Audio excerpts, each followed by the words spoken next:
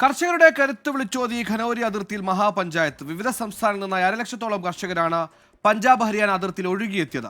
ഖനൗരി കൂടാതെ മറ്റ് അതിർത്തികളിലും സമരം ശക്തമാക്കാനാണ് കർഷകരുടെ ആഹ്വാനം.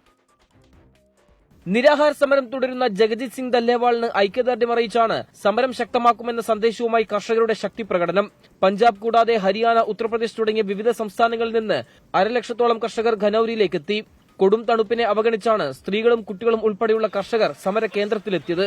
തിങ്കളാഴ്ച വീണ്ടും ഹർജി പരിഗണിക്കുമ്പോൾ ദല്ലേവാളിനെ ആശുപത്രിയിലേക്ക് മാറ്റിയിരിക്കണമെന്ന് സുപ്രീം കോടതിയുടെ അന്ത്യശാസനം നിലനിൽക്കെയാണ് mahapanchayat. We all are very concerned about his health, about the situation, because 40 days has been passed. Mr. Jagjeet Singh Dallewal ji has not eaten anything. He is only drinking water. So his health is worsening day by day. And now honorable central government must take this seriously and they must start talks with the farmers, agitating farmers, and they must try to sort out all the issues. ഈ മാസം 10-ാം തീയതി അടുത്ത മഹാപഞ്ചായത്ത് കർഷകർ ആസൂത്രണം ചെയ്യുന്നുണ്ട്.